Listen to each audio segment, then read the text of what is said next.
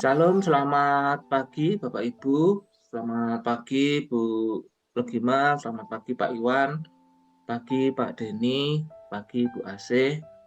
Puji Tuhan pagi hari ini kita bisa bersama-sama kembali untuk bertemu di ruang Zoom ini untuk kita bersaat teduh bersama. Pada hari ini kita akan merenungkan firman Tuhan dari Ayub 19 ayat 23 sampai dengan 27 dengan tema Allah yang hidup. Mari sebelumnya Bapak Ibu kita akan memujikan sebuah lagu pujian dengan judul Engkaulah Kekuatanku. Mari kita pujikan bersama.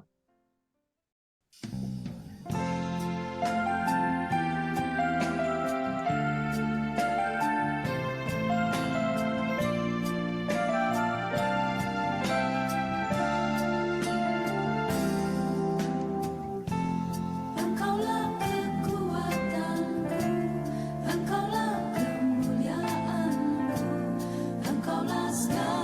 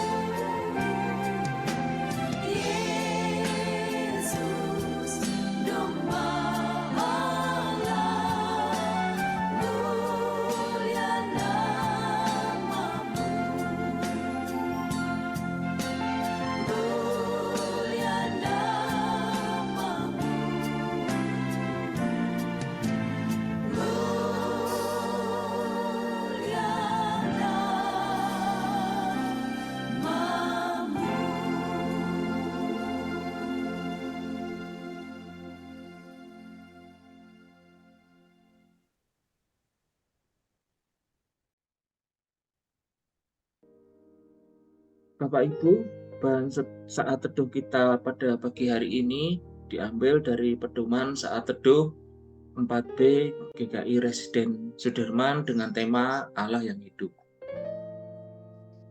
Ada sebuah peribahasa, sudah jatuh tertimpa tangga. Arti dari peribahasa ini adalah untuk menggambarkan orang yang mendapat musibah secara beruntun atau bertubi-tubi atau terus-menerus.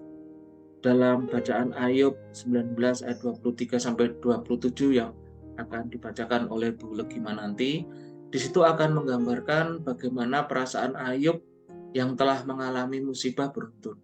Ayub tidak hanya kehilangan harta benda dan anak-anaknya, namun juga sahabat dan orang-orang yang dekat dengannya, bahkan ia merasa Allah juga meninggalkannya. Bagaimana sikap Ayub dalam menghadapi musibah yang dia alami ini dan terhadap Allah, mari kita merenungkannya. Sebelumnya Bapak Ibu, mari kita akan berdoa memohon pertolongan. Mari kita berdoa. Segala ucap syukur Bapa kami panjatkan hanya di dalam nama-Mu. Bapa, Engkau adalah kekuatan bagi kami, Engkau yang menopang kehidupan kami. Terima kasih Bapa kalau pada pagi hari ini kami boleh bersama-sama berkumpul untuk merenungkan firman-Mu. Terima kasih untuk firman-Mu yang Kau sediakan bagi kami.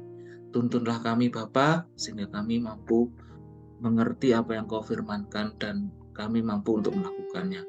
Terima kasih Bapa, kami mau serahkan saat teduh kami pada pagi hari ini hanya di dalam tangan kasih-Mu. Dalam nama Yesus kami berdoa. Amin. Ayub 19 ayat 23 sampai 27 akan dibacakan oleh Bu Legiman. Ya. Bapak, Ibu, dan Saudara, firman Tuhan yang mendasari perenungan kita pagi hari ini dari Ayub 19 ayat 23 sampai dengan 27. Kiranya perkataanku ditulis, dicatat dalam kitab, terpahat dengan besi pengukir dan timah pada gunung batu untuk selama-lamanya. Tetapi aku tahu, penebusku hidup, dan akhirnya ia akan bangkit di atas debu. Juga sesudah kulit tubuhku sangat rusak, tanpa dagingku pun aku akan melihat Allah, yang aku sendiri akan melihat memihak kepadaku. Mataku sendiri menyaksikannya dan bukan orang lain. Hati sanubariku merana karena rindu. Demikian firman Tuhan. Terima kasih Bu Legiman. Bapak Ibu, Ayub adalah orang yang saleh dan jujur. Ia takut akan Allah dan menjauhi kejahatan. Pada ayat Ayub pasal yang pertama ayat 1. Namun karena pencobaan yang dilakukan oleh iblis yang atas izin Tuhan, Ayub mengalami kehilangan harta benda. Semua anak-anaknya juga penyakit yang menimpa tubuhnya sehingga membuat istrinya memintanya untuk mengutuki Allah. Pada Ayub 2 ayat 1 pada Ayub 2 ayat 10. Pada pasal 19 ayat 1 sampai dengan 22 menceritakan bagaimana sikap orang-orang dekat Ayub atas penderitaan yang dialaminya, sehingga membuatnya merasa kecewa dan putus asa. Terlebih ketika ia merasa bahwa Tuhan seolah-olah meninggalkan dia.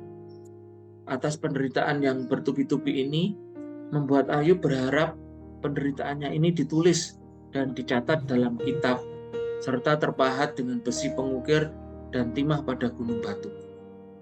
Ini tampaknya menunjukkan Ayub kehilangan iman percayanya pada Tuhan atas penderitaan yang dialaminya. Namun justru pada ayat 25 sampai dengan 27, Ayub menunjukkan iman Ayub kepada Allah tidak tergoyahkan oleh seluruh penderitaan tersebut. Ayub bahkan menyatakan bahwa Allah dalam pernyataannya, penebusku hidup dan akhirnya ia akan bangkit di atas debu. Ini merupakan lompatan iman yang sangat besar atas diri Ayub. Walau ia merasa mendapat perlakuan yang tidak sepatutnya dari Allah, namun ia tetap mengaku bahwa Allah adalah penebusnya. Apa yang dialami oleh Ayub bisa menjadi pedoman dalam hidup kita. Ketika dalam kehidupan kita dilanda oleh berbagai masalah yang sangat berat dan menyesakkan, namun tetaplah percaya bahwa kita memiliki Allah yang hidup, yang tahu apa dan siapa kita ketika dalam menghadapi masalah tersebut. Kita memiliki Allah yang hidup, yang akan bangkit dan menolong kita pada waktu yang tepat. Bapak Ibu, mari kita merenungkannya. Bagaimana sikap kita jika mengalami penderitaan atau masalah seperti yang dialami oleh Ayub?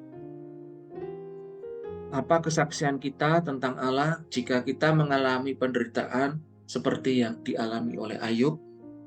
Mari Bapak Ibu kita berdoa. Tuhan, mengucap syukur untuk firman-Mu, kami boleh belajar tentang kisah Ayub. Tuhan, selama masa hidup di dunia ini, kami pasti akan menghadapi masalah dan penderitaan di dalam kehidupan ini. Namun Tuhan, berikanlah kami kekuatan dan kemampuan untuk tetap yakin dan percaya bahwa akan ada pertolongan dan pernyataan dari Tuhan atas diri kami ketika kami menghadapi masalah dan penderitaan tersebut. Oleh karena Engkau adalah Allah yang hidup bagi kami. Terima kasih Tuhan, Engkau adalah sumber kekuatan bagi kami. Dalam nama Yesus kami berdoa. Amin.